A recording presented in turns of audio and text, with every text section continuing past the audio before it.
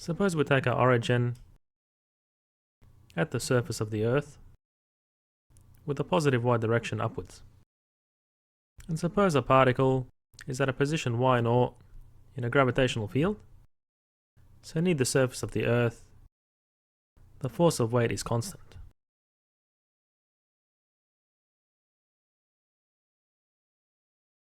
And this particle is raised to a position y in the gravitational field. So the work done by the gravitational force can be obtained using the work integral, or simply applying the dot product, because the path of the particle is linear and the gravitational force is constant. So because the force and distance vector oppose each other, then the work done by the gravitational force is negative, as the particle moves from a position of y0 to y in the gravitational field. So the change in gravitational potential energy is the negative of the work done by the gravitational force. So it's effectively the work done by an external agent to raise this particle from a position of y0 to y against the gravitational field. And later we'll look at a case where the gravitational force is not constant. Suppose we have a mass attached to a spring, and we take the origin at the position of the mass where the spring is not deformed, and we're treating the mass as a particle, and a positive direction in this direction. Now suppose the spring is stretched such that the mass is at a position of x0 from the undeformed position, and we stretch it again where the mass is at a position x. Now here we're looking at a linear spring where the force in the spring is proportional to the distance from the undeformed or equilibrium position, where k is the stiffness of the spring. So the work done by the spring, as the mass moves from a position of x0 to x, where the force in the spring opposes the motion of the block, is minus the force in the spring integrated with respect to x. So therefore this will give us the following result.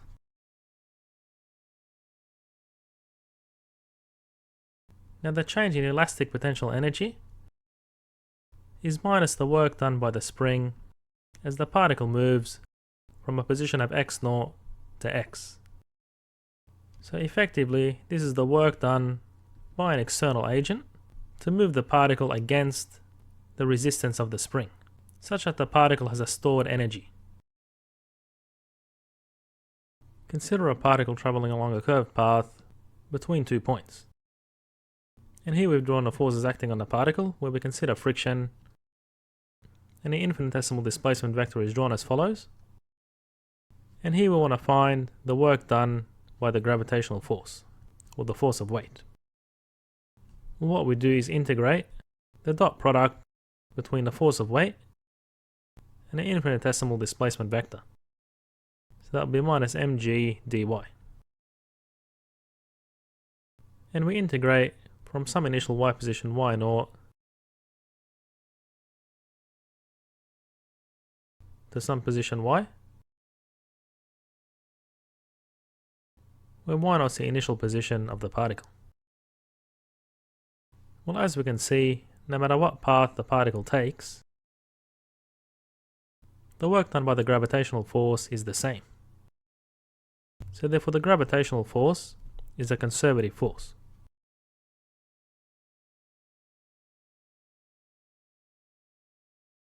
Which is path independent. So if the particle takes some path and it goes back to the original position along a different path, then we say the work done by gravity along the closed path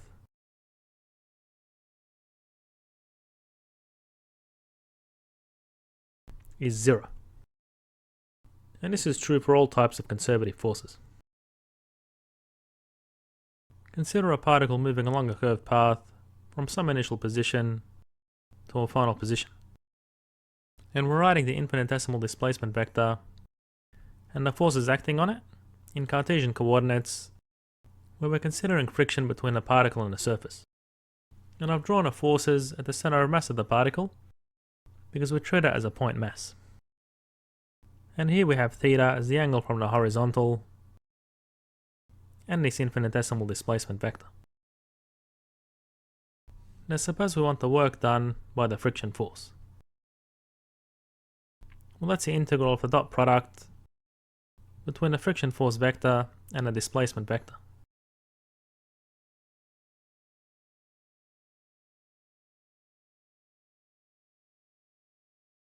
So if we divide through by ds, and then multiply the result by ds, so we haven't altered the integral, where ds is the length of this displacement vector, well dx ds is cosine theta, and dy ds is sine theta. So this integral can now be written as follows, where cosine squared theta plus sine squared theta is 1. So therefore the work done by the friction force depends on the path that the particle takes. So we say that the friction force is not conservative or dissipative. In previous videos, we saw that the change in potential energy is equal to the negative of the work done by a conservative force. And in one dimension, this can be written as follows.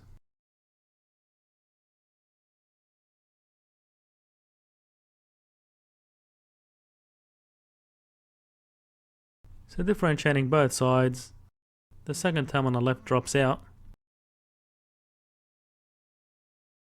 and the derivative of the integral is the integrand. So therefore we have a relationship between the conservative force and the potential energy function. So recall for this spring mass system, we had the change in elastic potential energy was equal to the following expression.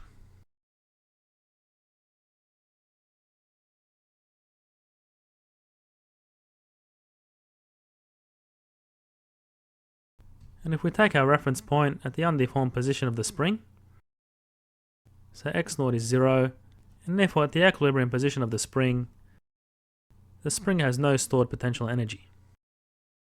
So therefore we get the following potential energy function.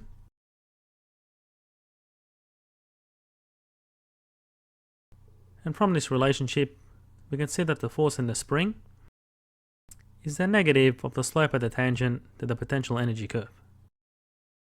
So what we get by differentiating this function is minus k multiplied by x. So when x is positive, the spring is in tension and the force points to the left. And when x is negative, the spring is being compressed and the force points to the right. So the force in the spring is a restoring force that brings the mass back to the equilibrium position. And note that the force in a nonlinear spring can also be a conservative force, where the force only depends on the position of the mass. Given the potential energy diagram below for a harmonic oscillator, write an equation for the speed of the block in terms of the following variables. Well, the initial energy that is input into the system when the spring is initially stretched is constant and equal to the kinetic energy plus the potential energy. So E0 is always equal to 1/2 by kd squared, because that's the energy input into the system, and the kinetic energy at any point in time is 1/2 mv squared, plus the potential energy as a function of x as the block oscillates back and forth. So that will be the elastic potential energy stored in the spring. And then turning this equation around, for the speed of the block, we get v is equal to the square root of k on m by d squared minus x squared. So x must always be less than or equal to d, because you cannot have more energy in the system than what was input into it. So when the block oscillates back and forth, it can only go as far as minus d, so as to not exceed that initial energy. Given the potential energy diagram below for the harmonic oscillator, identify the equilibrium point and state whether it is stable or unstable. Well, recall that the force in the spring is equal to minus a change in potential energy. So when the slope of the tangent potential energy curve is 0, which is at this point, that's where the equilibrium point is. So recall that the potential energy stored in a spring is 1/2 kx squared, and therefore the force is equal to minus the derivative of this function with respect to x, so that would be minus kx. So when x is positive, the force is acting to the negative direction, and when x is negative, the force is acting towards the positive direction. So the force is always a restoring force that tries to restore that block back to the equilibrium position, and therefore this is a point of stable equilibrium.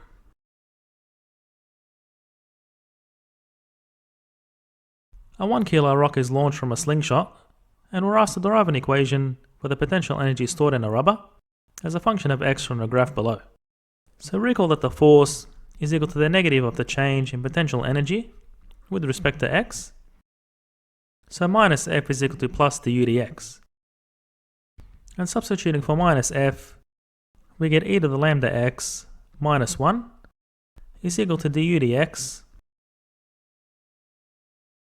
And then separating the variables, we get du is equal to e to the lambda x minus 1 dx.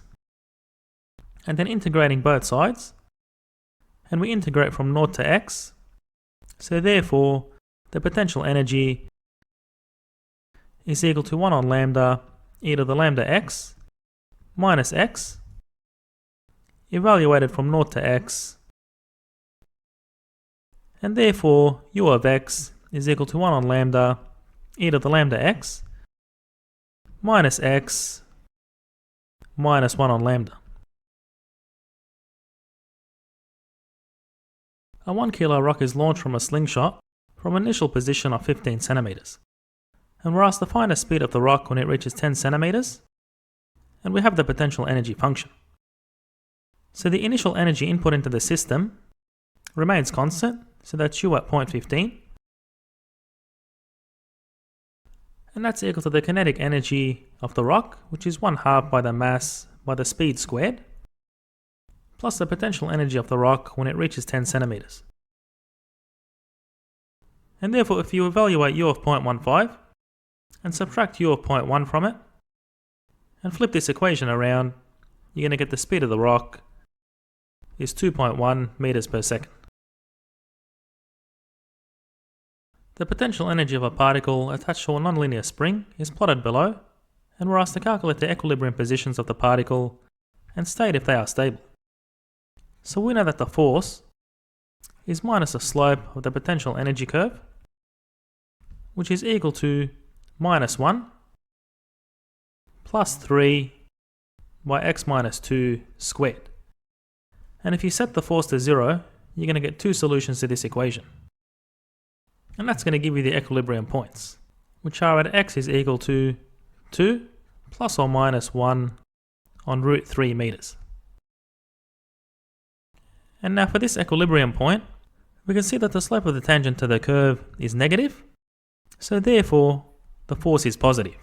So it's going to point in a positive direction. And on this side, the slope of the tangent to the curve is positive, so the force is going to point to the negative direction. So therefore the force is a restoring force, pulling that particle towards equilibrium. Now at this point, on the other hand, the slope of the tangent to the curve is positive here, so the force points in a negative direction. And over here, the slope of the tangent to the curve is negative, so the force points in the positive direction. So this here is an unstable point of equilibrium, because the force is pulling the particle away from the equilibrium point.